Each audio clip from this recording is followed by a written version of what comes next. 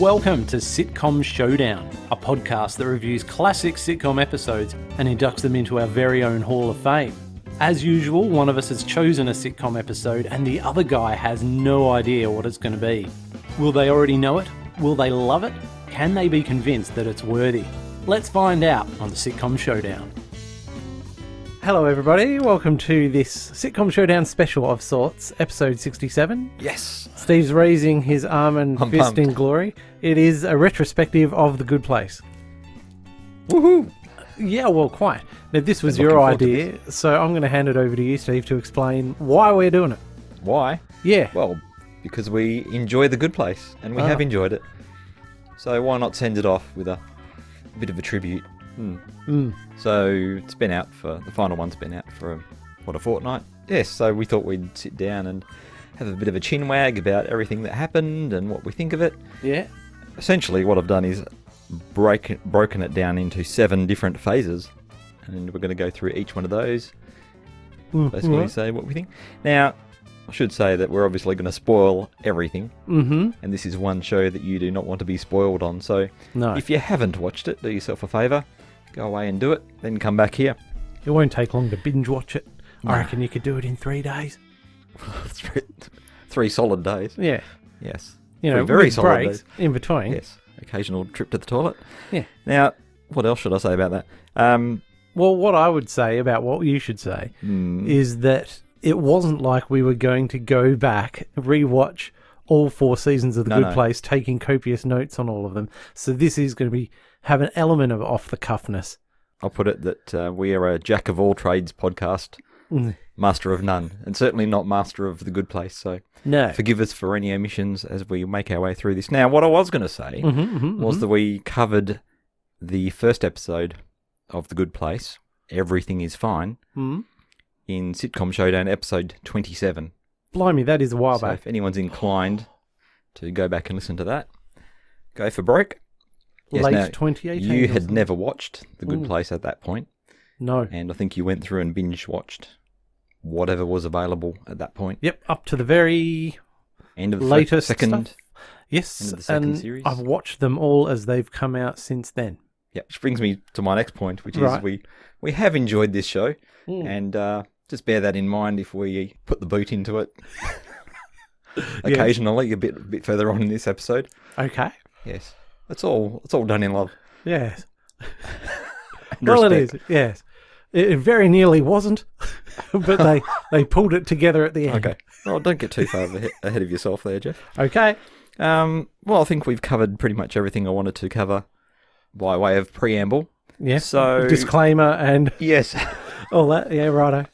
So having taken care of the disclaimers, we're going to go away for a quick second and come back shortly to discuss Phase 1.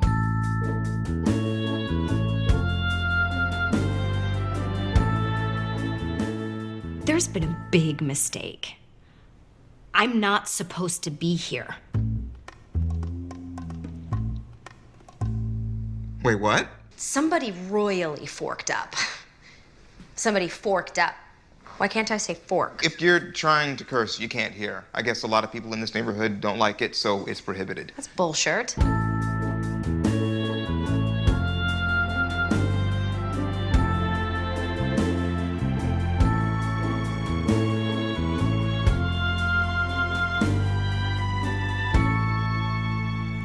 All right, we're back and we're going to talk about Phase 1, which I've called Everything is Not Fine. I have got little titles for all of these. I like it. Yeah, no, that's cool. And Phase 1 covers all of Season 1, aka 13 episodes. Right. Yes, this is a nice, easy one to ease into it with. Eleanor, Chidi, Jason and Tahani, having died and unbeknownst to them, failed judgment, are the test subjects for a new form of torture in the bad place. They are told that they passed judgment, are good people, and have therefore been awarded residency in a new neighbourhood of the Good Place, designed by Michael and administered by an AI called Janet. Now, I may be embellishing a bit to call her an AI or getting it slightly wrong, but anyway, that's how I think of her. Here, they will each enjoy eternity and meet their soulmate. Gradually, the four learn of each other's faults, which they attempt to hide and eliminate through the application of philosophy in order to avoid being sent to the bad place. Eleanor eventually realizes that they are, in fact, already in the bad place and being tortured. Which was a mega twist. Yeah. It was a mind blower. It was. Michael, who is now revealed as the demonic architect responsible for coming up with this idea, gains approval from his superiors to reset the experiment. At the very end of season 1. Yes. Yes, so... Right. What did you make of this one? Was it a... What have you got? I haven't put rankings in as such, but yeah, what I mean to say is that I have, but I didn't think we were bringing them up this early. So, I would say that it's my third favourite season, but it's got some pretty, there's not a lot of daylight between the first 3 seasons for me. So, I love season 2 the most. And then there's a chink of daylight, and then season 3 for completely different reasons, and then season 1. But I defy anyone to go into season 1 of The Good Place and not want to keep watching and not be blown away at the end of it. So although it does rank 3rd out of 4 in my seasons listing, wouldn't you say it's the slowest one off the mark? Yes, in terms of the overall arc. It is the season in which the least amount of arc gets advanced, but each episode is packed with, soaring elephants and dogs being kicked into the sun. And who doesn't love a soaring elephant? Yeah, that's right. So there's tons of action in every episode, but the overall arc doesn't get advanced an awful lot because you've got to lay a lot of groundwork. That's my theory. Yes.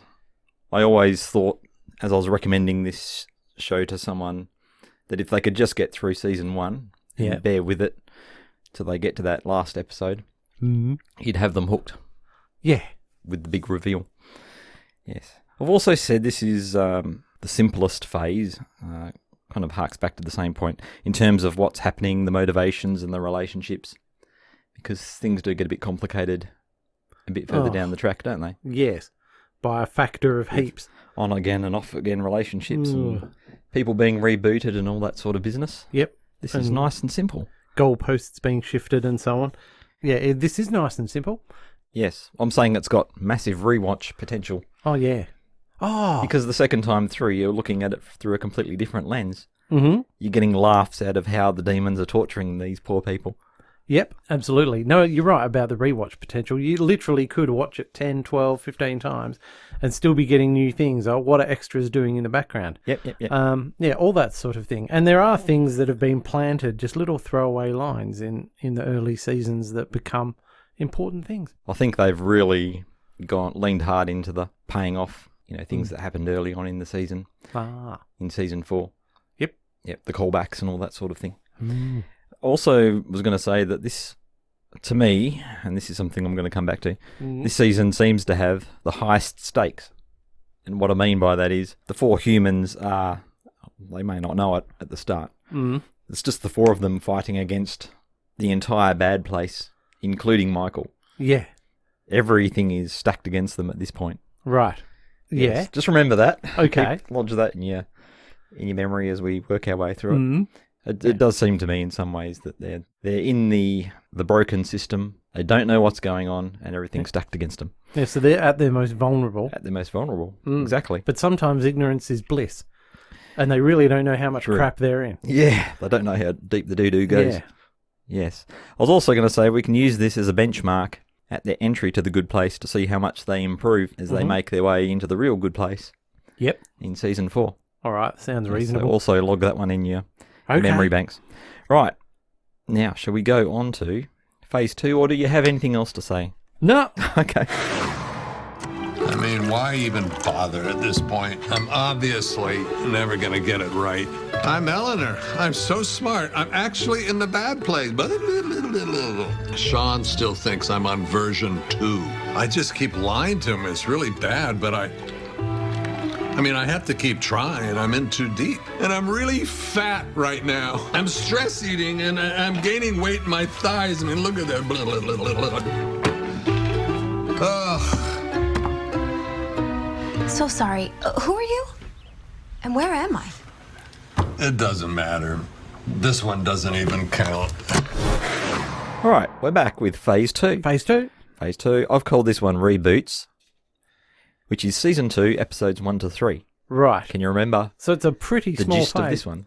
Well, you've got it written yes, down it's here, very- so, you know. This is about as small as they get, thankfully. The experiment gets rebooted, without Sean's permission, mind you, a further 800 or so times, with Eleanor always coming to the same realisation. We also discover the existence of the medium place, which is occupied by Mindy St. Clair, who reveals that Eleanor has visited on a total of 16 occasions and has sometimes established a relationship with Chidi. Mm-hmm. I've got a little bit of guff here about Mindy St. Clair. Right. She lived a largely terrible life as a corporate lawyer. By the way, I'm ripping stuff off from both Wikipedia and the Good Place Wiki, Oh, good. so respectamundo to those Yeah. fine people. After her death, Mindy's sister found her plans for a global foundation to help kids all around the world and used her money to start up the Mindy St. Clair Rescue Alliance, which became the largest relief aid charity in the world. Both the Good Place and the Bad Place argued over whether Mindy should or should not receive credit for the charity, and unable to agree where she should go, a compromise was formed. They created a new neighbourhood just for her, the Medium Place. Right. What's that for? Well, no, well, as you were saying that, I just had a thought about time Yes, and the nature of time yes, in this show. right. So, You're going to talk about Jeremy Barry? well, Barry's here? perhaps not. So, Mindy St. Clair's died, right? Yes. And she's gone into what I'm going to call stasis while the Good Place, Bad Place bods argue it out. Meantime, on Earth, there's got to be, how long does it take for her sister to set up this thing? And, you know, I know they see time differently and all that 6 to sort of 12 stuff. months. Right, okay. So are they are able to see someone's life, all of it? Are they able to look into the future? I'm not sure they are. So what I'm saying it takes 6 to 12 months to play out in the future, right? Whereas in the Good Place and Bad Place time, I imagine because of Jeremy Baramy, we don't know if their whole big argument went on for 500 years or whether it went on for a week, in which case they didn't have enough time to see how it panned out with the Mindy St. Clair Foundation. We'll just take it as read. That, I know exactly what you're saying. Yeah. All the fruit that was born by the foundation would have taken some time To play out, yeah. to come around. Yes, I don't know. That's a good point, Jeff. On a similar line, I had a note here about Mindy St. Clair going to the medium place while the points system was supposedly broken. Yeah. Like if it broke 500 years before the events of Yeah. the Doug episode, let's Right. call it. Yeah. Then it had to be broken when we get around to Mindy. casting judgment on Mindy, right? So Yeah.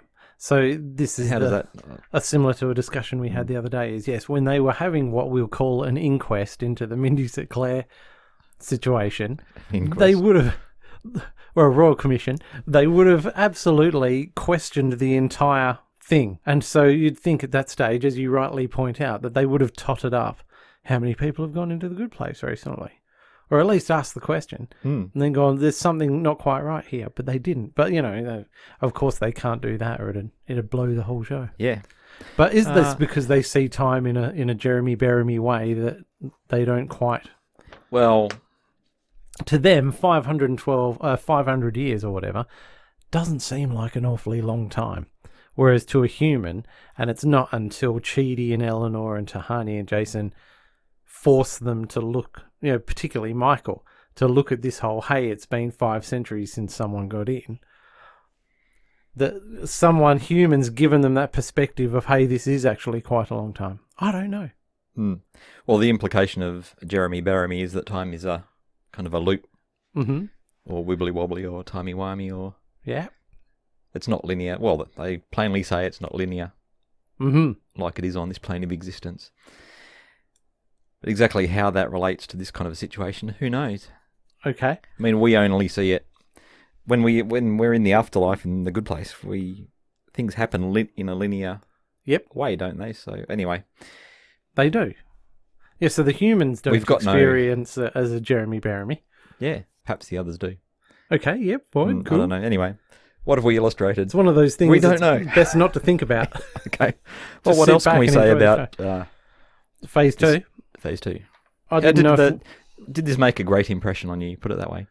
Yeah, definitely, because as I've noted, my favourite episode is Series 2, Episode 3. Oh. Right? Tell me more. I will tell you about. I wasn't expecting to tell you now, though.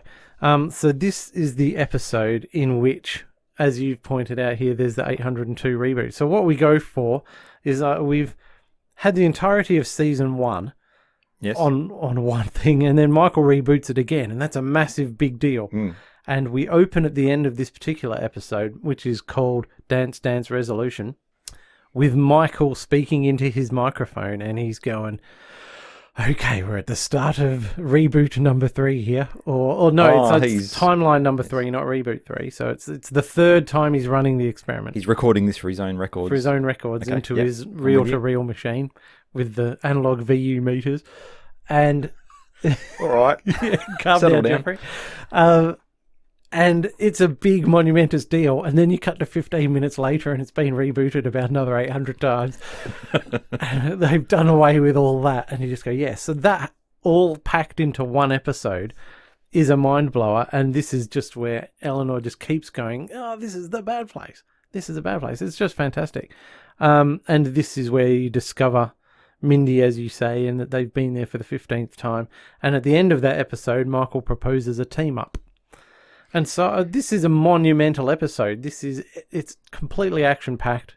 It's totally brilliant. It's hilarious because you've got all those situations in which Eleanor realizes it's the bad place. Mm-hmm. And it has to be something pretty wacky and far out for her to twig that it is the bad place. And so it's all these preposterous scenes that we just go to in rapid succession. Bang, bang. It's a fantastic episode. It's my favourite episode. So, yeah, there we go. Yes, I'm also quite keen on this one. Groundhog Day is my favourite movie, so... Yeah, an episode that's packed with reboots. Yeah. Yes, it's right up my alley. Brilliant. Now, just have you made a list of sorts or identified your favourite episode? You hadn't this morning? Yes, it's not in this. We haven't covered it yet. Okay, good, right. Now, having said all we've just said, despite the stakes of what is actually going on in reality having been revealed, i.e. they're in the bad place and they're kind of fighting this whole army of demons or whatever you want to call it, you do just want to, you spend the first 3 episodes here of the second season really wanting them to get back to the status or whatever you want to call it of where they ended the first season, right? What do you mean? Where the advances they've made. Okay, so their relationships grew and everything like that. Mm-hmm. And then all that's rebooted. Yes. Yeah, so you really want the story to kind of kick off again from where you left it at the start of season 1 in some ways. Yep. But we don't get there until... Yeah. Thankfully, they didn't make us wait terribly long. Only 3 episodes. Only 3 episodes, essentially. Oh. Although, of course, the people we end up with to start the next phase are not the same ones that we knew and loved at the end of season 1. And people have different soulmates and various things as well in the reboots. With 802 reboots and Eleanor coming to the same conclusion every time, what's going on there? Hang on, no, man, we've missed a highlight here, which perhaps I should have put in a clip, is I think it does Michael's head in and he goes, right, that's it, because Jason goes, hang on, but if something, but we're all being tortured. We're in the bad place. And Michael just loses it. He says, Jason found out we're in the good place. And he knew he'd hit rock bottom at that point. And you go, yes, this is fantastic. It's time to give up the ghost. Yeah. Geez, that was good. Yes. So I thought that was rather a highlight. Perhaps we'll put that one in at the next break. Sure. But yes. So is she just some kind of a genius, or is there some kind of predetermined thing going on here? No. Well, okay, you could argue that there is a predetermined thing going on there. I would argue that of the 4, she is streetwise and a hustler, and she knows scam when she sees one. Whereas Jason is streetwise. He's a pathetic hustler who couldn't hustle his way out of a paper bag and, in fact, died in a safe and wouldn't know a scam if it clonked him over the head. Yep. Because he's too thick. So I think that's what it is. It's just streetwise Eleanor. I mean, her whole job in the real world was a scam. She knows a scam system when she sees one. That's my theory. She's got a nose for it. What do you reckon? Yeah, I think you're right. Oh, cool. And what we don't see is how long it takes for her to get to that conclusion 802 times. No. There was one in Could which have it taken only 5 took 3 days. But yeah, you're right. Could have taken 5 years. Yeah. Anything else you'd like to say about this one? Oh, no, it's just, as phases go, it's a screamer of a cracker. phase. Oh, yeah, definitely. And I do like this whole thing of looking at it in phases rather than seasons. And it does help you sort it out a bit easier, I feel. But yeah, we haven't mentioned much about Mindy, but I'm sure she'll come up later on. Well, what do you want to... I was going to ask you about Mindy. I forgot to do that. Did you? What do you think of Mindy? I like Mindy. No, no Mork, but Oh, no. don't let that get you down. Do you reckon that's where they got the name? They thought, what's the most Totally. 80s name we can come up with? And then this is where someone says, Jeffrey, Mork and Mindy's was in the late 70s. What are you talking about? Yes. Anyhow, I don't know. Where were we? Yes, Mindy's good. I think she's good value. Is she does seem pretty similar to Eleanor in her attitude, wouldn't you say? Yeah. Apart from her one momentous U-turn that caused her to, or whatever, uncharacteristic. Yeah, but act she's of generosity. clearly, unlike Eleanor, an educated lady who was hardworking. I suppose it's easy to be hardworking when you're fueled by coke all the time and stuff like that. But, yeah. So there's a little bit of difference there, I suppose. Yeah, maybe I was just looking at their sass and their forthrightness. Yep. And they don't mind a good put down on people. Yep. And stuff like that. Substance abuse, they're Yeah. both down for a bit of that. Definitely. Yeah. But I also think for Mindy being stuck in the medium place for 30 years has turned her into the person she is. And isolation and being on her own and everything. Maybe she's been in a bit of a downward spiral. I reckon so. Yep. Oh, poor Mindy. We're not seeing her at her best. No, definitely not. But that's still to come. Yep. All right. Let's jump on to phase 3. Michael, you simply cannot expect Chidi to decide whether Eleanor goes to the next. Homies, check it. Is there something messed up with this place? We keep fighting with each other. None of the TVs get the NFL Red Zone channel. My soulmate doesn't even know who Blake Bortles is. I know this sounds crazy, but I think we're in the bad place. Jason figured it out? Jason? This is a real low point. Yeah, this one hurts. Ow. I've called this one The Ruse. Can you guess why? No. It's Season 2, Episode 4 to Season 2, Episode 12. So, yeah, I think this is pretty much the rounding out Season 2. No, it's not. Almost to the end of Season 2. Well, this is because they've struck this deal, Michael and the humans, to join forces and cover up the fact that he's been rebooting The Good Place left, right and centre. Because he was only supposed to get one more try, right? Uh-huh. Yep. And of course, he doesn't want to get retired. Oh, yeah, so the stakes have by been the up. discovery of this. Yes, so Michael will be... I don't remember what the punishment is when one is retired. Aren't you put into a exploding supernova to experience the pain of being in an exploding supernova for all eternity or something? Perhaps after you get your penis Flattened flattened with a sledgehammer or something. Possibly. If he's got one. Yes, or your wind chimes, or whatever it happens to be. Who knows? Let your imagination run wild. Yeah. Yes, and of course, if the humans, who knows what would happen to them? Yeah. In that eventuality as well. So they do find some common ground because of the situation they find themselves in. Now, a condition of this agreement is to cover up, not only to cover up the reboots, but that they will retain their memories and that Michael will participate in Chidi's ethics lectures, which becomes a very important point. That was a good one. So I've said here he struggles against his demon nature, and we are unsure where his loyalties lie until he pushes Eleanor through a portal to the judge with the last remaining badge and gets captured by Sean. Now, I hope listeners know what I'm raving on about when I say that. Do you want to recap it then? Well, they've got not enough badges for everyone to get through this portal and escape Sean and make their way through to the judge. Yep. And Michael does the selfless thing and pushes Eleanor through. Aha. Yes. And then we know he's not in it to look after himself anymore. his participation has paid off. Ah, He's become selfless, wouldn't you say? yeah, he's getting there. He's getting there. He's on his way. Definitely. He's on the journey. I mean, maybe this will come up at the end, but some people might argue this whole thing is Michael's story rather than Eleanor's. Ooh. But let's not worry about that. But what I will say is this has got my favourite 2 moments of The Good Place. Oh, really? And again, yeah, well, okay, not my favourite moments, but the moments that made me laugh the most to the point where I had to turn the TV off.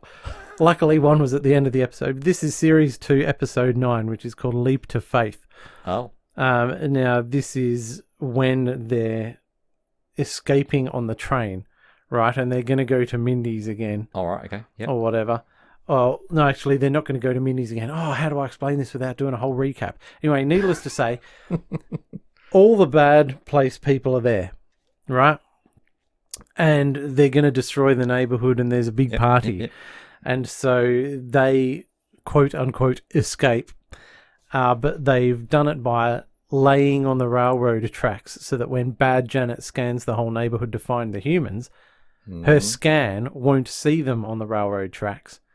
And Derek, who people will be familiar with, who was Janet's wind-chimey trousered boyfriend, who's a bit thick, because he's got all the powers of a Janet. Yes. He can drive the train to Mindy St. Clair's. So they send Derek off, right, in this empty train. I can't imagine putting him in charge of anything, but yes, carry on. Well, he's on a fixed route. How badly can it go? That's on rails, dude. Yeah. Anyway, so they send Derek off in this train and make all the bad place people believe that the 4 have escaped on the train. You see? And anyway, what they're explaining this plan to Derek, saying what they want him to do. And so they're going, okay, so here's what you got to do. You got to get on the train. Now we're going to pretend we're on there, and you got to get. And at every step of the plan, they're explaining to him. He goes, Derek, as if to say, yeah. And then at the very end, when they go, okay, we got it, and he just pauses and goes, Maximum Derek. And I lost it at that point. It was just hilarious. And I think a lot of people out there, if they're familiar with the series, will know exactly the bit I'm talking about. So are you and fan of Derek then? Themselves. No. This is the irony. I don't like Derek at all, but he's just so brilliant the way he laid all the groundwork with all the Dereks, and then he just went Maximum Derek, and it's pure gold, Steve. So anyway, that's not even the best bit, okay, right? Carry on. No, I want to stay on Derek. About 10 minutes later, is it the? You said you didn't like Derek apart from this one occasion. No. Is it the character or is it the actor or what's going on there? Oh, the actor's tippity tops. The character, Derek's the a actor bit of a... is Jason Mantzoukas, who also plays Adrian Pimento in Brooklyn Nine-Nine. Oh, good thing I don't watch Brooklyn Nine-Nine. No, that used to be my attitude before you turned me around to it. Right. Yeah, so carry on. Derek gets there and he just turns up at Mindy's with these duffel bags, and she opens the door. And because he's still not particularly vocal and doesn't speak very well, she just reads this note from Eleanor saying, here's a sex slave and 2 duffel bags full of coke. And then she just goes, that works for me, and grabs Derek and pulls him inside. And I lost it at that point. I just thought, yeah, it's Mindy. She finally gets what she wants. And that brings us nicely back to Mindy, I think. Yes, I'm just considering the implications of that. Poor old Derek. Eleanor. Is she doing the right thing? No, she's not. She totally was.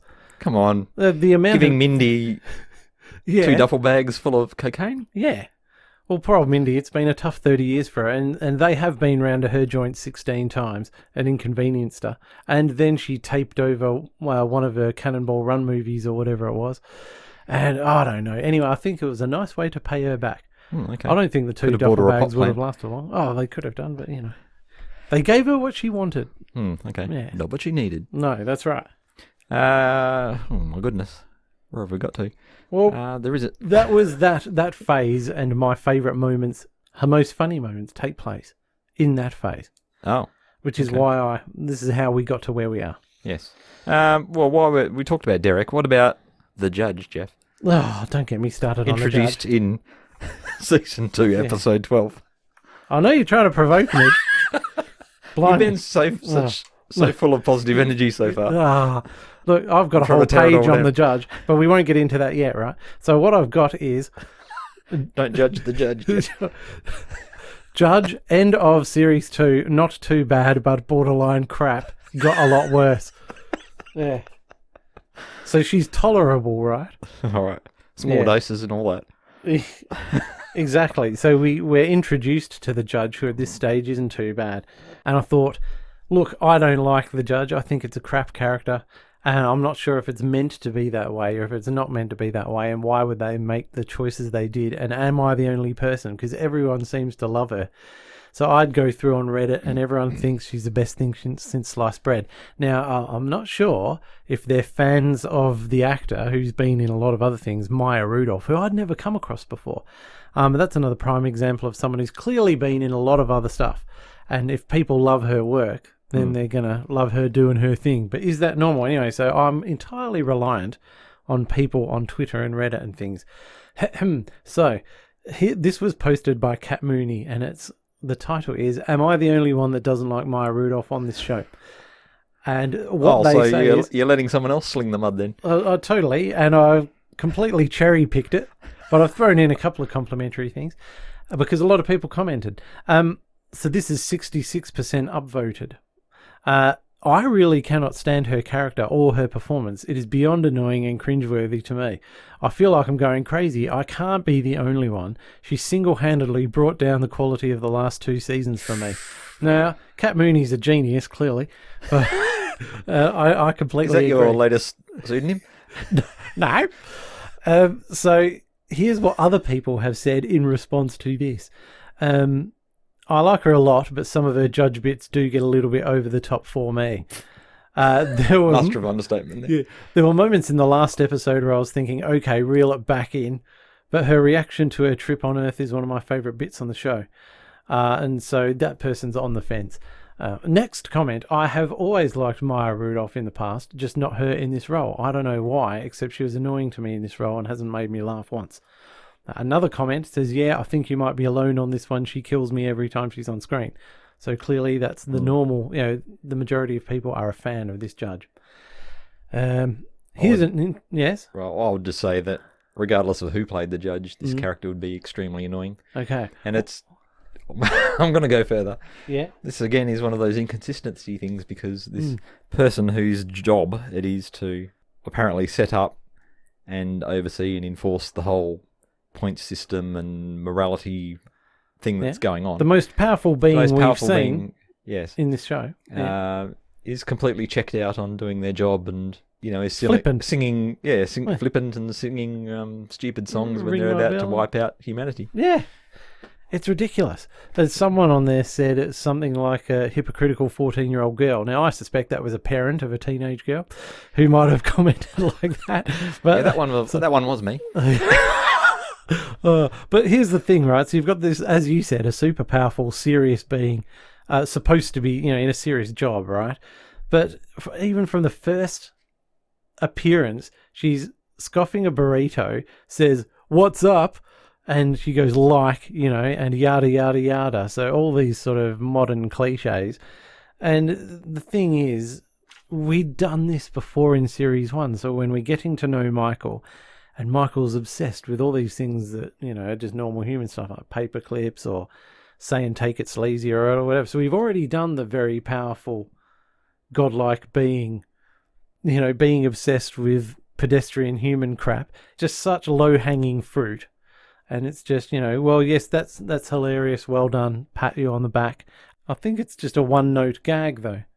Super serious job, flippant person. Well, how clever. Anyway, that's where I stand. Yes. And this is the comment, right? Quote, "Listening to the podcast of The Good Place, one of the most interesting insights had to do with the role of film editing in setting the tone of a scene. If you're complaining that Maya Rudolph goes over the top with her acting, what you're actually complaining about is Mike Schur's judgment. Because as explained by the Good Place film editor, actors provide a range of takes for every scene, and then there's different levels of emoting in that take. So they may have some with low-key deliveries, and they'll have other takes with medium deliveries, and then all the off-the-wall deliveries in these various takes. And it's the producer who selects the exact level that matches his vision of the scene. So if you don't like the way a scene is delivered, then don't blame Maya Rudolph, blame Mike Schur. It's his decision, not hers." I found that an interesting comment and something I hadn't taken into account at all. Hmm. So that's his creative vision. Yes. I just think Well, it's consistent. Yeah, that's true. You can't get everything right, though, can you? No, I mean, does basically all the immortal beings who should have the wisdom and whatnot to get the job done are completely hopeless and have their job done for them by 4 average humans. Yeah. All right, everyone, let's get this done. This is the single most important case that has ever appeared in my court, and the results will have ramifications for eternity. Before we begin, I'm going to need you all to sign this. A petition to bring back Ally McBeal. Well, yeah. I mean, everything else is getting rebooted. Get a young hottie in there, like a Zendaya type. Is it Zendaya or Zendaya? Zendaya? Or, I don't know. I mean, who wouldn't watch that? Am I right? Anyone? Oh, fine. All right, I'll probably park some of my notes on the judge then. Have you said much about this ruse? No, not really. I've been on a I like rant. the tension we've got here with them working with Michael, who's still very much in he's struggling to come to terms with his demonic self and what the input he's getting from these lectures, I think. And I said that was exemplified in the Team Cockroach episode where they're debating his offer. Right. They're saying, how can we do a deal with this guy that we know? He's been torturing us. Yeah. Through 802 lifetimes, essentially. How can we possibly trust him? Absolutely. So that I really like that. And then Sorry, yes, go ahead. Then the change that you see slowly starting to take place in him as he takes part in the lessons. And yes, what were you going to say? Well, this will be the period, won't it, when Chidi takes them through the trolley problem. That is my very next, and that is in fact my favourite episode. Brilliant. Okay, right. Go for it. The trolley problem, which would be highly memorable to anyone who's watched it. Because essentially we're sitting in on one of Chidi's classes and he's presenting this very fundamental and well-known philosophical conundrum, which is you've got to make a choice essentially between cart going one way or cart going the other way, and of course there's consequences no matter which way it goes, and you've got to make a decision between doing the greater. There's a lot more people to get hit. Yeah, you can either kill one person or kill 3 or 4 people. Yeah, something like that. Anyway, Michael gets a bit too carried away, and essentially puts them right in the trolley problem. And gives them 5 seconds or something like that to make the choice. And then, of course, it's very real. They make the choice and then woof, splat, covered in blood. Yep. Ooh. And then I think we go through it another few times. Chidi freaks out. And then of course they realise that he has been. Is it Eleanor who realises that they have in fact he has been torturing them? So he's reverting back to his old ways. Oh, yeah, right. By making them go through the problem again and again. Yeah. Yeah. Oh, cool. I'd forgotten about that. Very nice. That's an absolute classic. Oh, yep. Probably worthy of revisiting at some point as a 5-star episode. Oh, okay, good. Putting that on the table. Yes, I don't think I've got anything else to say. Oh, just that Derek does bring a certain amount of chaos to the whole thing, which I like. Mm-hmm. Because they're trying to keep him hidden and contained, and of course, he's a bit of a loose cannon, isn't he? Well, that's right. And this results as a part of, and we haven't mentioned it, I mean, it's all very well to talk about Michael's journey, but Janet is equally going on her own journey, because the more she gets rebooted, the more she becomes, I don't even have the words to say, it's not aware, but every time she gets rebooted, there's a shift in her awareness and abilities and all these sorts of things, and then concepts get introduced that she couldn't previously understand, and love naturally, and she all becomes these sorts more of human things as well. That's right. So she's going on her journey, and like you say, with the whole Derek thing, it gets very complicated and all this sort of stuff. Because he's created as a replacement for Jason, or yes, to ease her feelings. Yeah, because they break got up married. Or something like that. Is it because they got married and then Jason had to be rebooted, and so he wouldn't remember that they got married or something? All I've got is who knows. Janet creates Derek to help her get over Jason. Okay. Fair Season enough. 2, episode 7. Yeah, look, and if we are going to be getting out of this phase soon, I'll just say that season 2 of The Good Place is a all-time screamer of a brilliant season of sitcom. Yep. It really is. Yeah, they really ran with it. Mm. Yes. Right, now what else have we got for this phase? Okay. Well, nothing else. Nothing? I've got nothing else, no. Okay, well, let's perhaps take on a little bit of Maximum Derek. Actually, Derek, you're gonna wait until the last song of the night. Derek? And when you do leave, you're gonna be flying a solo mission. Oh, Maximum Derek. Who are you? Derek. Thanks for helping us all those times we showed up. To repay you, here's a willing sex robot and 2 duffel bags full of cocaine. There are wind chimes where my ding-dong should be. I can work with that. All right! Well, we're back with Phase 4, which is called Back to Life. Mm-hmm. Wonder if you can guess why. It's Season 2, Episode 13, through a pretty big chunk right through Season 3, Episode 12. Uh-huh. And in this one, the judge authorises the creation of a new timeline where Michael saves the humans' lives.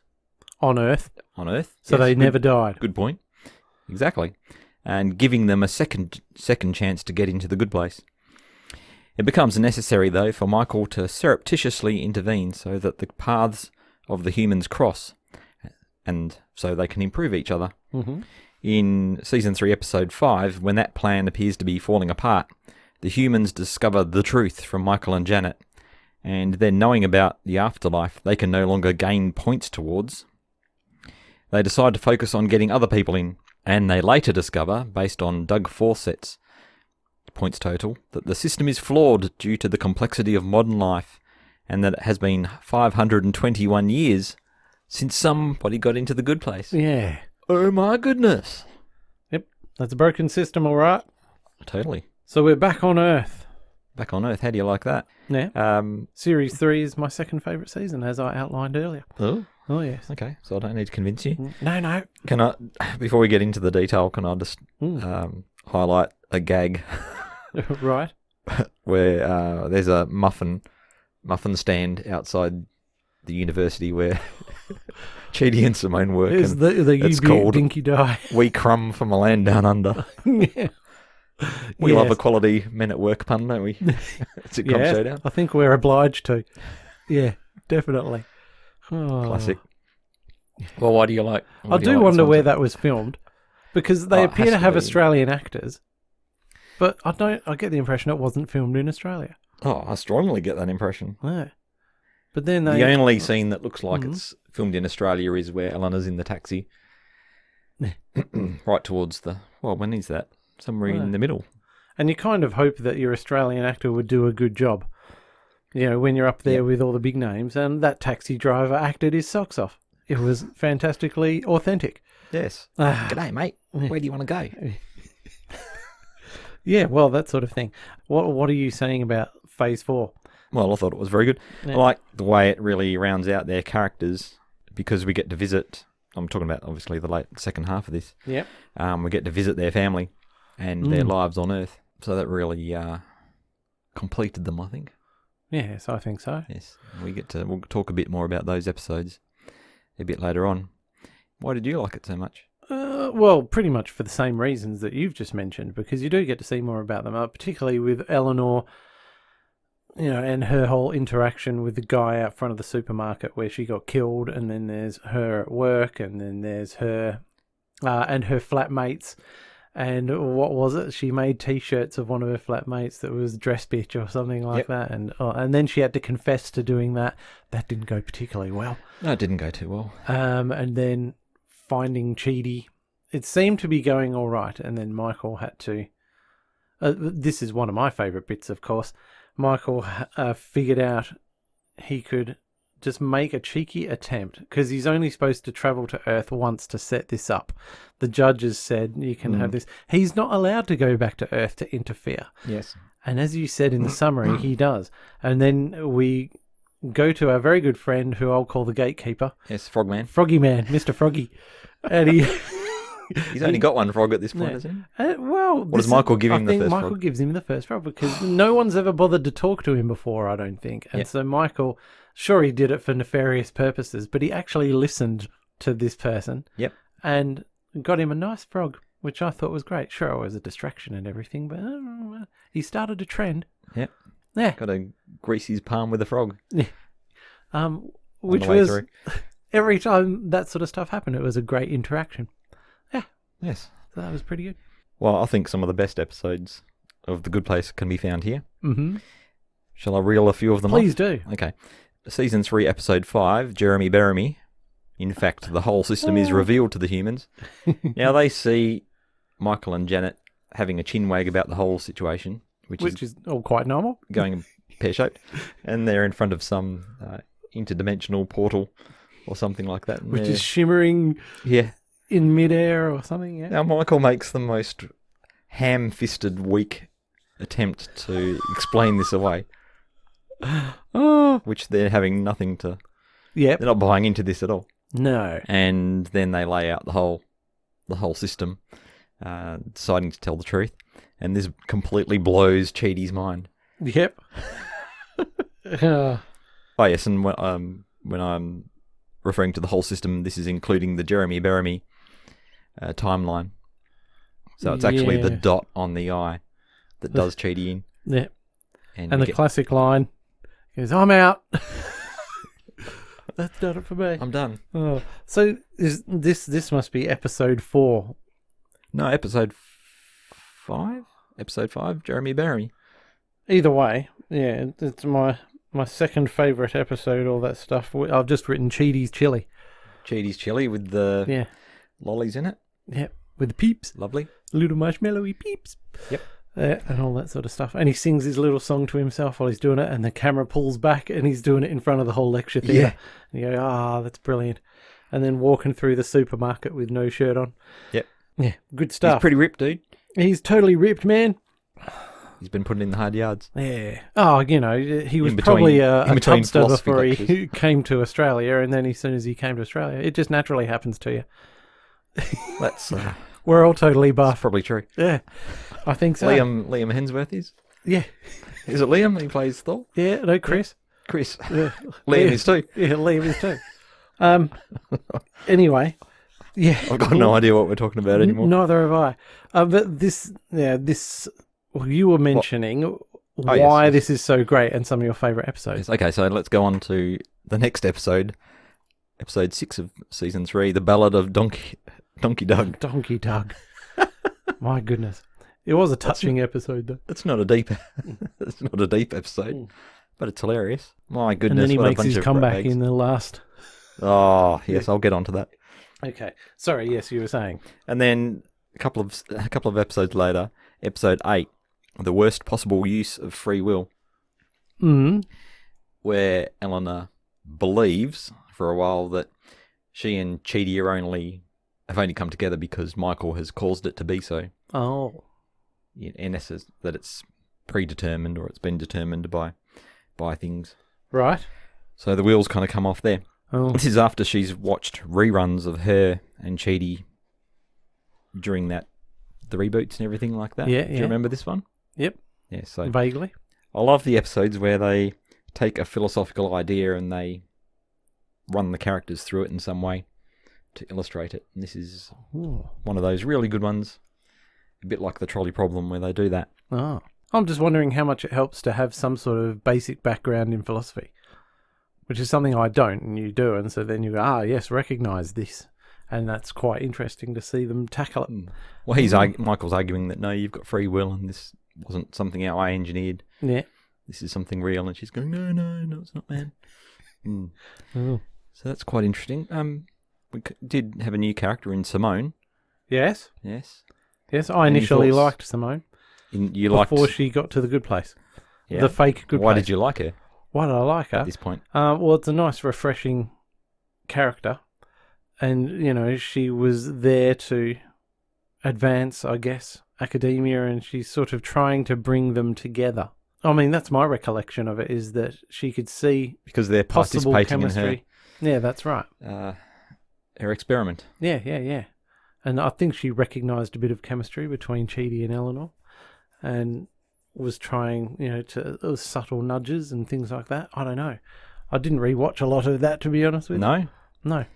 But I do remember thinking, yep, she's a pretty good character. Yep. And the actress has got the accent with, I'd say 95% absolutely bang on. Yep. Now, is she British? I think so.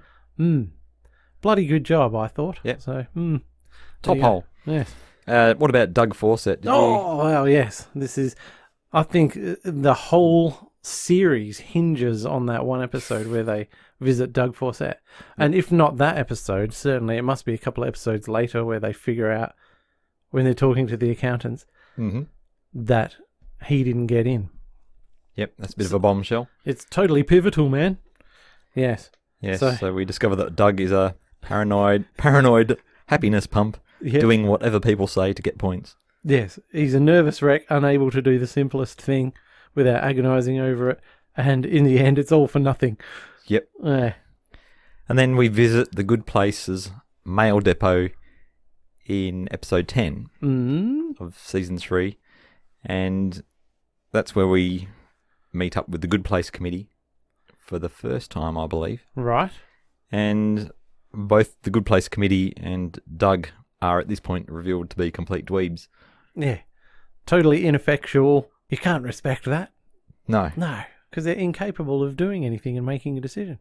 Yeah. You need to have the freedom to make wrong decisions, and Doug is completely paralysed by the fact that he might do the wrong thing. Yep. So he's living a terribly under-the-thumb existence. And the had Good such Place high people, hopes for him. I mean, they thought he was going to be really good, didn't they? Yeah. They were fangirling out, totally. They never took the picture of him off the wall, though. No. He stayed there. He stayed there. Yeah. He was redeemed in the end. Okay. Let's jump into Phase 5. Doug L. Fawcett. Hey, no peeking. Accountants only. Can you just tell me his total so far? Looks like he's at 520,000 points. Well done, Doug. So that's good. Oh, it's excellent. Wait, he's 68 years old? Oh, that's terrible. He's screwed. I knew it.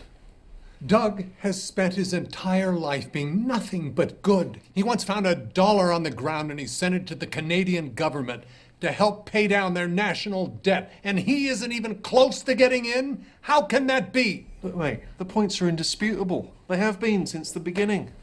Og gives his rock to Grog. First ever act of human altruism. Og earned 10,000 points that day. Of course, then Grog used that rock to beat Og's brains in and lost 1,000,000 points. Point is, the math is cold, objective, and airtight. And unless you can prove otherwise, I don't know how I can help you. Season 3, Episode 13, through Season 4, Episode 7. To confirm the flaw in the point system, the judge has agreed to rerun the experiment in a new neighbourhood built in the medium place and populated with 4 new, moderately bad humans, chosen by Sean, and these are John, Brent, Simone, and Linda, to see if they can improve. Linda is a demon in disguise, who is replaced by Chidi in retaliation by the judge. And Simone and Chidi, importantly, have no memories of each other or the others. So Chidi's memory is wiped. And Simone's memory is wiped, I believe, from the point where she was just about to meet Chidi. So, Yeah. Just rounding this out, Eleanor has assumed the role of architect due to Michael having an apparent panic attack, and Janet is animating the non-human residents. What could possibly go wrong? Okay, and so by animating them, you mean all the non-human residents who were previously played by Bad Place Demons Yes. are now all just, let's call them holograms, as sort of, created by Janet, placing Janet under an awful lot of strain. Yes, we're about to discover the limits of a Janet. Yeah. What do you like about this one? That's a bit of an open question. Yeah. Well, look, this appears to be people's least favourite. I don't care about other people. What do you think? Phases. I do not like Series 4. Ooh. Virtually at all. So it's generally this garbage is only, with the new cockroaches. Tell me what you really think. Look, you've got the new cockroaches, and that's all a dog's breakfast. And then you've got the judge and everything, so until even halfway through the next phase. So, I mean, I know I'm going into phase 6 here, but yeah. Whoa. I'll put the brakes. Phase 5 and 6 why are the is new hot cockroaches garbage. a dog's breakfast? Right. Well, Let's take this one step at a time. okay, well, I want to see our characters. Right. I don't want half the time being spent on these new characters. Right. So that's pretty simple. And then, But you could not have sat through another reboot of our characters from scratch. I'm not advocating for that. They could have cut straight to something else. Who knows? But all I'm saying is that of the 4 seasons, this is the one I like the least. And you're just getting all these not very likable characters, and they don't even have to be likable. It's at this point we get the first badly drawn character who doesn't seem real, and that's Brent. Now he's a problematic character on 2 levels. He's himself, his whole personality is problematic. Right. He is a How so? scumbag. Right. But he's almost every way. But he's didn't I say medium bad, right? And this is where I believe the showmakers have failed to present a rounded character.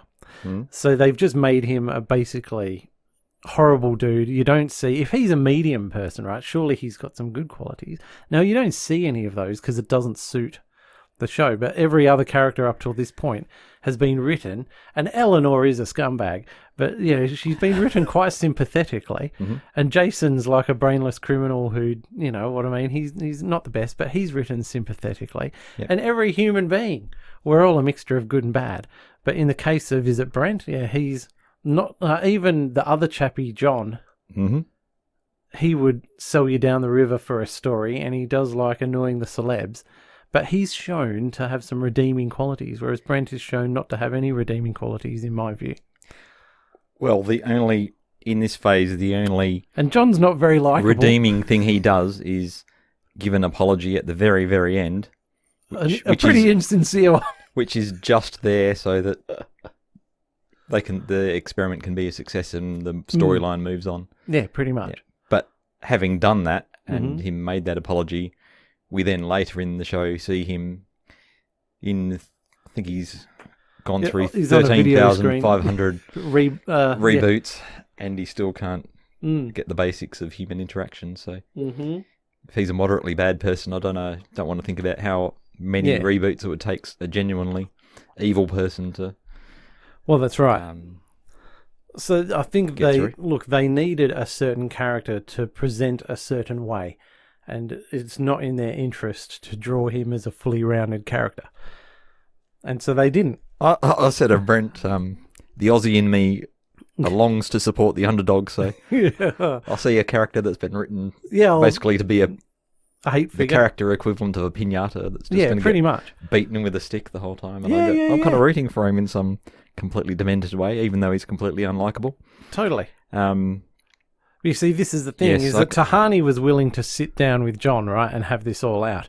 Whereas when they said to Simone, nudging her to become the better person by sitting down with Brent and hashing it all out the way Tahani and John did, and she just goes, no, I'm not going to forgive him, I'm not going to speak to him, I'm not going to do anything like that, you know what I mean? And I think, okay, well, based on the character you're given, you probably wouldn't want to in real life either. But I think the writers didn't do a very good job there, and they had something they wanted to do. I was contrasting this to an episode we covered recently, an episode of Rising Damp, where the main characters also totally certain attitudes that are rather unpleasant, but they find a way of, they don't just completely bash him, they kind of they highlight the stupidity of his beliefs in a completely different way. Like most of the time, Al Bundy's a total scumbag as well, but then just every now and again, he'll do something really nice and selfless for his family, and you go, oh. So there's no, you're right, there's no redeeming thing at all about Brent. No, they don't allow him to have anything. I don't think. Anyway. So we'll get off the Brent train for 5 seconds. We're tiptoeing around this, aren't we? Yep. Yes. I do like the callbacks here to the original season. Yeah. And I've got a couple of examples. Ooh. There's where Cheedy is kind of checking out of what they want him to do, which is giving these lectures and doing all this sort of stuff. So they get Jason to reveal that he doesn't belong in the good place to Cheedy, to stress him out and get him back into normal Cheedy mode. Is that cheating? That seems like cheating. That's cheating. Well, they cheat all the way through it, Jeff. Oh, well, fair enough. Yeah, okay. Yes. Fine. And then at the last moment, as kind of a Hail Mary, they basically decide to reveal this place as the bad place to Brent as an effort to convert him to their way of thinking or to become a better person. Right, and say you're really in the bad place, and you've got to become better quick. You can't lay it out even more strongly than that. You just this is the moment. Okay. Yeah, but they do this whole thing where they kind of turn around and cackle at him and give really evil smiles and everything. This is Eleanor and Michael. Yeah. Yes. Very much reminiscent of what happened at the end of season 1. With Michael and Sean. Yes. Yeah. Exactly. So I did like that. I thought that Simone disbelieving the existence of this good place she finds herself in is a logical step for a neuroscience professor. Yeah. But yes. No, I understand what you're saying. But well, she says this fantastical stuff that I can see is just some kind of Yeah. chemicals zipping around in my brain for whatever reason. But she went from likable on Earth to not very likable in the good place. And although they're providing good reasons for her not to be likable in the good place, it still doesn't make it less difficult to watch. I didn't like Chidi being sidelined. No, and essentially resetting him and his relationship with Eleanor. That is part of the problem with Series 4. And why did Michael step down as the architect, I'm not sure. Pretended to have a panic attack, so that Eleanor would step into this role? Oh, well. What purpose did that serve? I don't know. It passed me by somewhat. Okay. She was the best at seeing, how everything was the bad place. She could see through it all, and he'd failed all those times, so I believe that's why he was giving her a shot. I could be wrong, though. I didn't rewatch that bit. Okay. Just a couple more words in Brent's, kind of in his defence. I don't know. Am I defending him? It's getting pretty bad when you have to try and defend the indefensible. But, so he gets dissed for asking Janet for things rudely. Yep. Which obviously is not good. No. But the real good place we're going to discover is like this, where you ask for something and it gets given to you. Yep. That's all I've got to say about that. Yeah. Oh. And then he objectifies women in this novel, which is bad. Yep. But when Eleanor objectifies women, it's funny. Yeah. And the judge, she brings in Timothy Oliphant. I swear he might not have even had a shirt on at some point. But anyway, that's the point. No, it's a complete double standard. Then they tell Brent he's in the good place, and then try to convince him that he shouldn't be there. Yeah. He's like going, yeah. Of course I'm supposed to be here. Of course I'm supposed to be I'm here. bloody fantastic. Then they try talking him out. What? Right, my last word. My last word on Brent. I promise. He concludes that he shouldn't be there, and that he should be in the best place. Yeah, that's... faster than Eleanor realised in the first place that she wasn't in the good place, if that makes sense. Yes. Because they, if you remember, to try and get him to move off this this position that he's in, they cause all these, the things you like the flying, all the bad things to happen. Chaos. And they're all themed around stuff that he's been doing. Yeah. And he goes, no, this can't be the good place. I don't deserve this. I deserve something better. Yeah. And he did it like, I don't know, 3 days? Yeah. Something like that. And nobody is like this. Nobody will ever be like this. It's a poorly drawn character. And furthermore, he wouldn't be a medium bad person. What would he be? He'd be one of the real bad people. You know what I mean? I mean, sure, he may not have actively been a serial killer or nothing. I was going to say compared to Hitler. Well, send us your real bad people. Send us your real bad. Exactly. We want a top 10 people. I think it's time to move on, Jeff. Let's pull our feet out of the mire, the crappy manure that is Phase 5. Okay. And plod on into the slightly less whiffy, but still pretty manure-y Phase 6. Hey, showtime. And now, Brent Norwalk, why don't you tell us a little bit about yourself? Thank you very much. Thank you. Sure, I'm pretty interesting. I grew up in Chicago, a suburb, obviously. I went to Princeton University. No handouts, by the way. I earned my spot there, just like my father and his father before him. I then inherited the family business. And in just 18 years, I grew Norwalk Materials from a $90 million company to a $94 million company. 1 second. Hey, Janet? Hi there. Perrier. Why don't don't you tell us about a time when things didn't come so easy to you? Look, I've had my share of disappointments. I smartly bought Netflix stock at $38 a share, but I couldn't cash it in before I died. So all that money's going to my dumb kid. But you have to press on, right? In the words of Martin Luther King Jr., who I personally believe was a great man, he said that when life knocks you on your butt, you jump back up and start throwing haymakers. I'm not sure he said that. No, he did. You're wrong. I'm calling this Finger on the Button. Finger on the Button. Season 4, Episode 8 to Season 4, Episode 11. The judge agrees that the point system is flawed, as it has been demonstrated that humans can improve. But the judge proposes to wipe all dead and living humans and start over. Janet hides the device, which is required to carry out this reset, while Chidi is rebooted with all his memories and put in charge of quickly figuring out a better system. Eventually, agreement is reached on the new system, which is that each dead human will be subjected to personalised tests of moral development and will be rebooted as many times as they need until they pass the test, possibly never passing it. Mm. In each successive try, they will retain some of what they have learned in the form of a little voice in your head. The new system is put into action and seems to be working, earning our 4 main characters immediate admission into the good place. Did we like it? No. No. Well, I mean, there was some quality Janet work in there, clearly. Yes. Yeah. How so?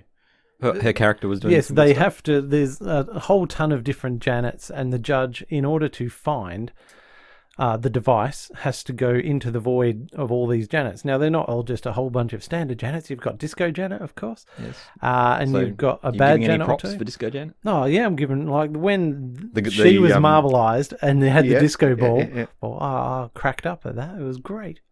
But yeah, I mean, I totally tuned out for these 3 episodes, or 4 episodes. So did we like it? You're saying no? No. The judge proposing to reset everything while singing Bone Thugs and Harmony's The Crossroads. Right, yep. I'm gonna miss somebody, and I'm gonna miss somebody, and I'm gonna miss everybody, and I'm gonna miss everybody. See you at the crossroad. See you at the crossroads. Oh, I'm gonna miss you guys. Okay. Bye, y'all. Yes, and Sean and the guy, the administration guy, they're both like jigging away to her singing this song while she's about to press the button that resets the lives of every single human being. Right. Yeah, I'm going to be lost through quite a bit of this. Yes. Chidi is completely sidelined in the same episode. Mm. The funeral to end all funerals. Then in episode 9, The Answer, we spend the entire episode making up for the lack of Chidi that we've had. It's not that he was in the episode previous, but had lost his memories or anything like that. He was literally unconscious through the entire episode. Yeah. And then we've got a whole episode of Chidi, which just seems to slow the whole... Yeah, that's right. We're in this middle of this really dramatic situation, and then we kind of put we the go whole back thing over on his pause. entire life. And then, yeah, similar thing had happened that previous episode, the funeral to end all funerals, where you've got, on one hand, the immortal beings discussing all the biz, the big biz, and then the humans are giving each other funerals. Yeah. I don't know. No, it feels like a runaround, a time-wasting runaround. Did a bit. Yeah. But did you like the fact that when Chidi was rebooted, and he was got kick-ass. all his memories back, Mhm. he was more decisive and had grown? Yes. You liked that? Okay. So did I. Mm. Also thought Sean really started to shine in The Answer, and from that episode on, was just fantastic. He showed, in the end, he showed a little bit of vulnerability, and he opened up a little bit. And this is what we want from characters. Yes, there's the particular scene where he admits to Michael that he's had more fun in the last little while fighting their team than he'd had for quite a long time. Yeah. It was all getting a bit dull. But just before we move on, how does this reboot system work? And I know you've probably got no interest in whatsoever. You're asking me? I've got no idea. So every human, when they die, goes into their own personally created Which, by the fake way, reality. is very resource intensive, I should add. That's my point. I've got seems a bit resource heavy. Yes. Like, how are we doing this? And they even say, how many demons are... Yeah. And it's a whole, look, we're running out of bad place actors to fill all these neighbourhoods. Well... As I said, apologies for not being very helpful, because I do realise this is quite important. This is the crux of the series here, this is what we've been working towards the whole time, the solution. And you tuned out. This is the solution, and I don't know how the solution works. I know there'll be a lot of disappointed Good Place fans who, if they're not already annoyed with me before we got to this bit, certainly would be now. Yes, all right. Let's move on. Well, the first bunch of neighborhoods is up and running. What now? That's the sound when someone gets into the good place. Who was it? Prince? It's gotta be Prince. Honestly, if it wasn't Prince, this whole thing is screwed up and we gotta start over. No. It's you guys. For real? The judge agreed that the four of you don't need to take the test. Turns out that saving every soul in the universe is worth a few points. You're in.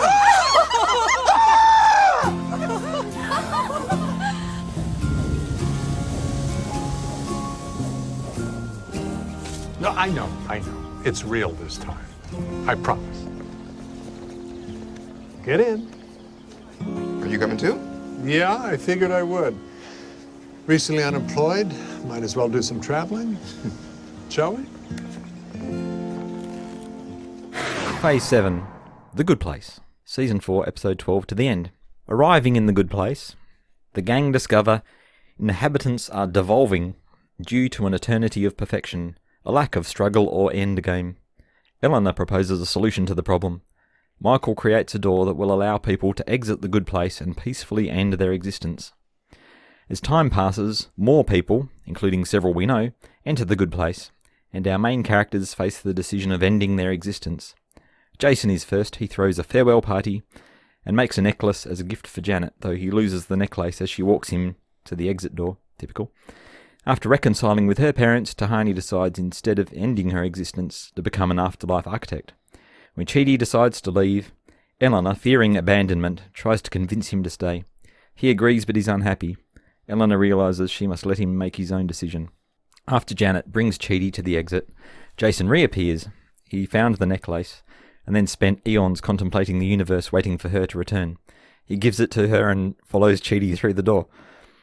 Eleanor persuades Minnie Sinclair to leave her medium place and enter the new afterlife. I believe that a reality designed by Tahani is the carrot.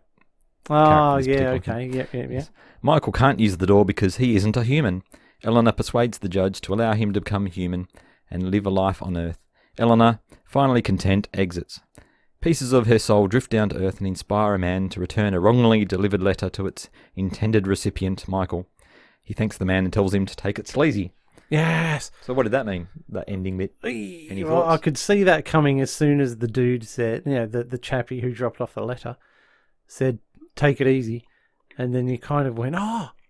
And then seconds later, you got the great line. So that was from a callback to Series 1, I believe. Yes, when it's one of those callbacks. It's one of those things where, he does love his obsession with the humans and the things they do. And it's something he always wanted to say. And now he gets to say it. So I think that was a brilliant way to end things. Okay. And what about overall? Were you satisfied with it? Oh, totally. Yes, it was a complete return to form. I've put awesome comeback here on the notes. Oh yeah. Like because I was very worried by this point, having been so crushed by the Dog's Breakfast. That was Series 4, the final. Well, look, put it this way. So we've got this phase is only 2 episodes long, isn't it? It's a Series 4, Episode 12 and Episode 13. But the 13th episode was essentially double length, so we could almost call it 3 episodes. Okay, cool. I thought it could have ended perfectly at the end of just Episode 12. Yes, that's one of my... I did say that to you. One of my comments. I would have preferred it if it ended at the end of the Patty episode. Ooh. Because I felt on a bit of a downer after watching the final episode. Oh, well, yes. There is a bit of that. Yeah. Not just because they all off themselves. Yeah.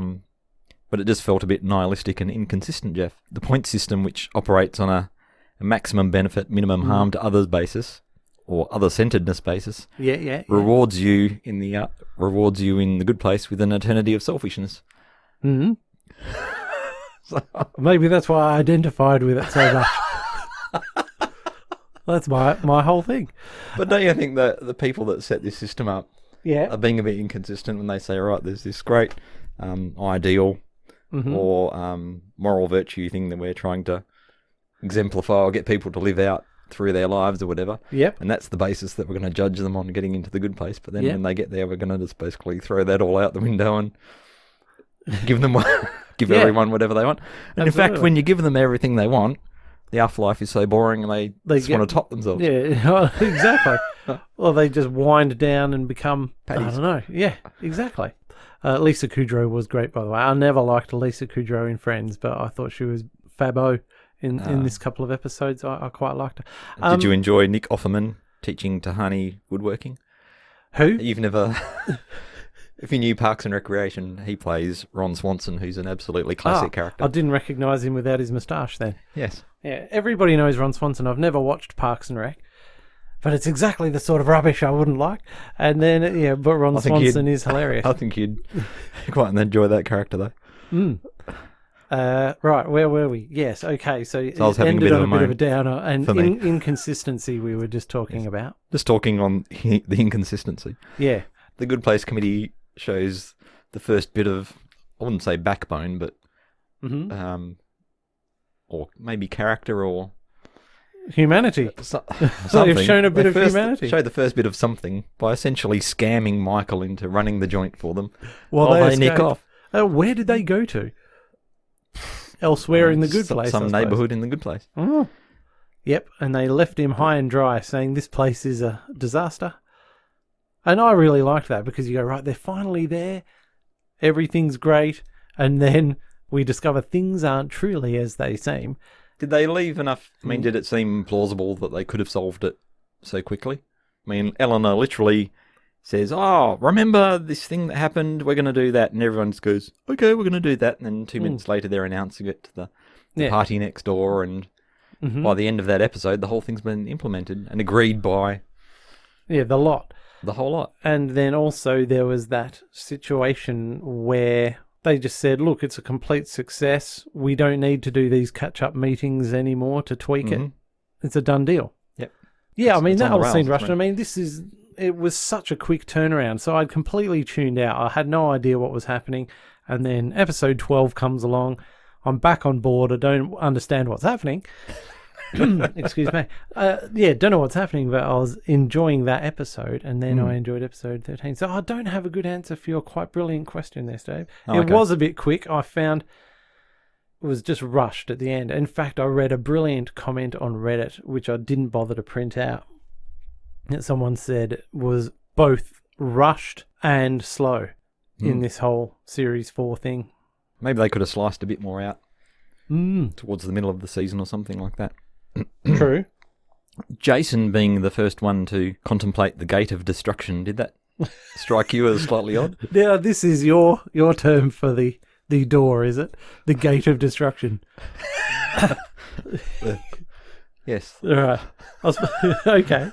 So you're putting subtle negative spins on all of this sort of stuff here. It's not terribly subtle. Right. Yeah, so what about it? Maybe Jason was How long first, would it and take someone like Jason to get bored by anything? Yeah, this is what...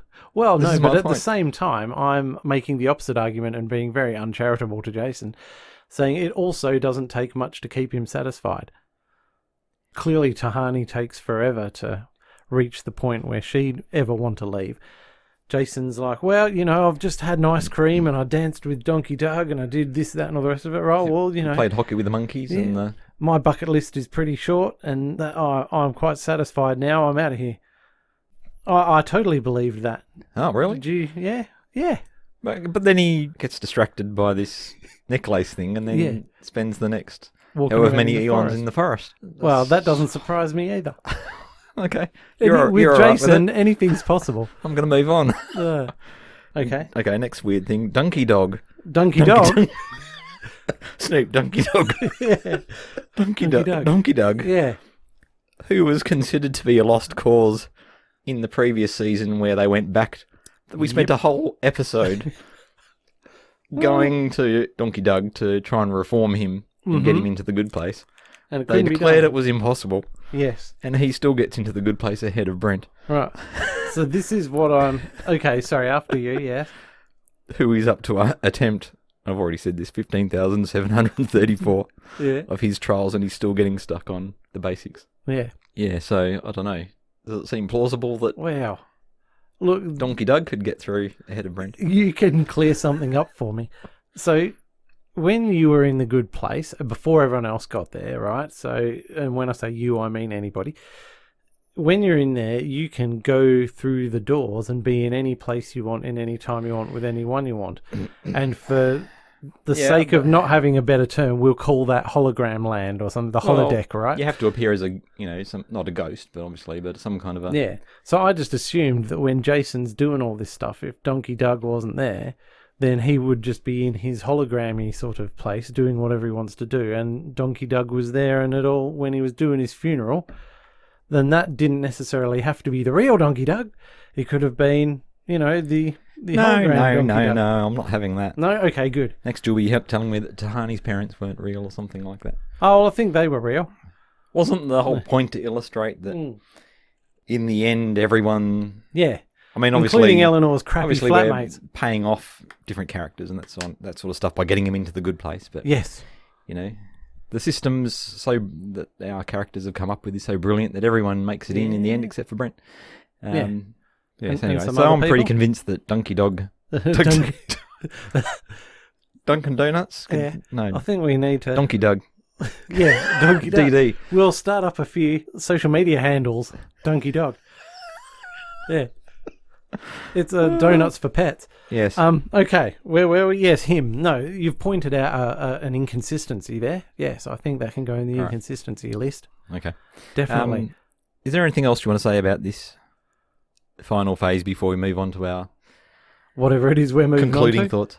Look, so moving into the concluding thought. It's a good show, and it's a show that deserves many, many more years of people rewatching it and discovering it, or, who've been with it from the beginning, watching it again, and people writing essays on it and taking lessons from it and applying it to their lives. And it's a show that deserves a lot of deep analysis.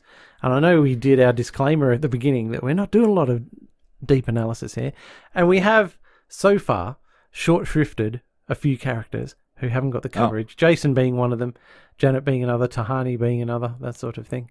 But we can't do everything. I don't know, I'm just rambling here. I've got a question about characters. Okay, good-o. So if you set a benchmark at the start of season 1 and you looked at the characters again at the end, which ones actually demonstrated personal growth, or how endy do you mean at the end? Let's say when they get into the good place. It depends who's got the most work to do.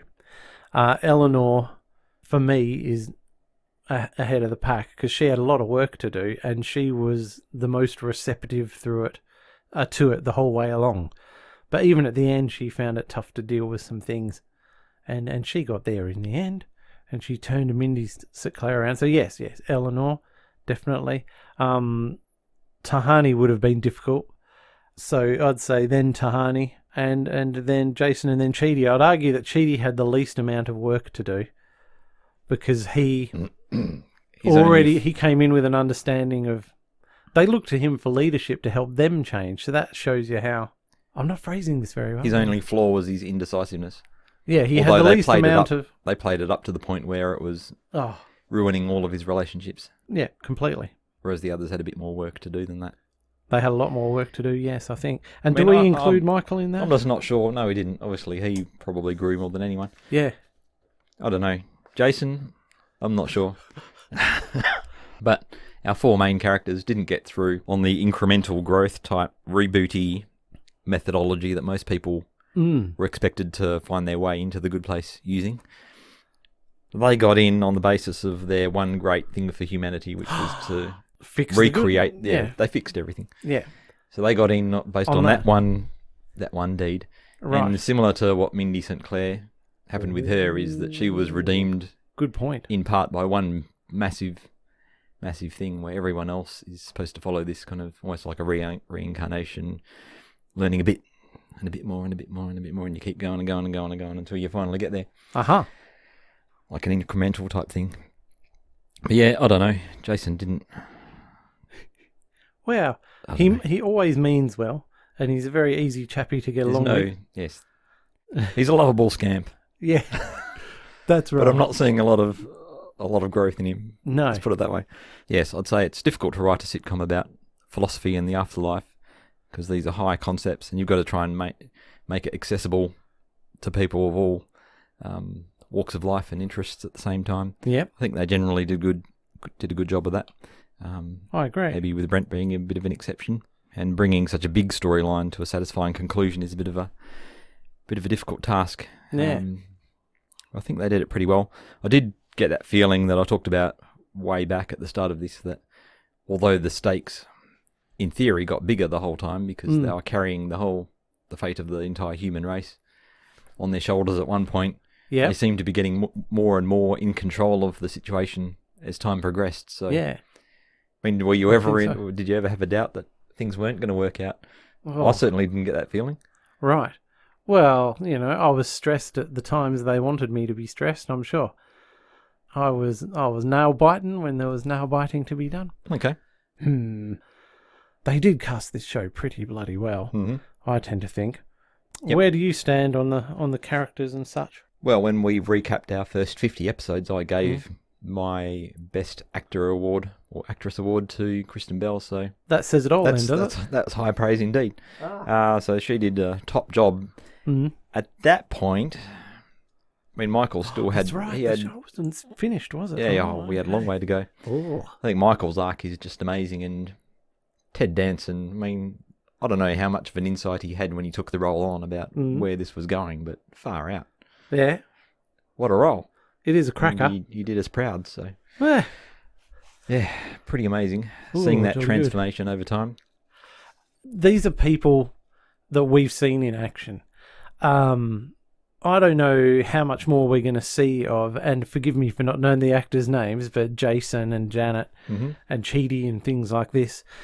And, your other actors, Simone, for example, I'd assume we're going to see all these actors in stuff coming up, surely. They'd be in demand for things. Have you ever seen any of them in anything else? No. No, right. So we can't really, we can judge them on the work they've done and say they've done a good job. But it's a range of characters you can play that shows whether you're a good actor or not. So it'll be interesting in the future to see what they go. Watch this space. Yeah, I think so. Do you have a favourite moment at all, Steve, or one that affected you the most, perhaps, or your ribs hurt for some reason or something? My favourite gag, and I could not find it. I would basically there is scripts online, and it would take me a long, long time to find where this comes from, but I'll find it and put a clip in for you. It's an Helena line, and she says something like, so what? I'm a stone cold hottie with a thing for moral philosophy. And just the way she delivered it was absolutely hilarious. It was gold. Oh, cool. Yeah, I don't know why that one stuck with me so much, but it was just classic. It's the combination of being like both mind in the gutter, with that bit of egotism combined with moral philosophy, and that brilliant mix. A well-rounded human being. Yeah, maybe. Maybe an interesting human being. What this show is all about, well-rounded human beings. Well, there we go. Look, it seems a bit disingenuous now to go on big rants about stuff when we're just saying such nice things about the show. You can edit the rant back into the... And getting ready to wrap it up. I do, having said how brilliant this show is, I do wonder where it's going to stand in 10, 15, 20 years down the track. Whether it's going to be in the upper echelons of sitcoms like the Cheers and the My Name Seinfelds, and wasn't one of the ones that immediately leaped to mind, but you know what I mean. Yes. Will it stand the test of time? And we've obviously talked about a couple of the wobbles along the way, and I wonder whether that might drag it down a bit. Yeah, I do fear that Tahani's, which were up to the minute pop culture references. Well, and The Judge as well is a of classic course. example of this. Holy moly. they might drag it down a bit. I'm hopeful it's not, but... Yeah. Yes. Yes. You'd hope something that's so big concept wouldn't be trapped by trends of the time. I mean, it can't be just about highfalutin concepts the whole time. So you've got to lighten it with these touches, but then you can do how that far do you go? Yeah, you can do that with universal humour. Okay. I think, rather than throwing in the names of random celebs. Right. All right, well, this has gone on for quite a while, but all in all, good place. 2 thumbs up from me. Yes, I agree. A few little wobbles along the way, but overall, a very good job. Very enjoyable. And looking forward to rewatching some of it down the track. Yeah, it's going to have superb rewatching value. And as we mentioned a moment ago, be interesting to see what these actors and, of course, Mike Schur himself get up to from here on in. Yeah, absolutely. All right, well, if you've got any feedback on all that, send it through to the following address. And yes, we appreciate you listening. And we'll catch you next month. Cheers. Bye. Join us next time on Sitcom Showdown when we'll be putting another 5-star episode under the microscope. And in the meantime, you can contact us with feedback on Facebook, Twitter @Sitcom Showdown, or by email sitcomshowdown@gmail.com.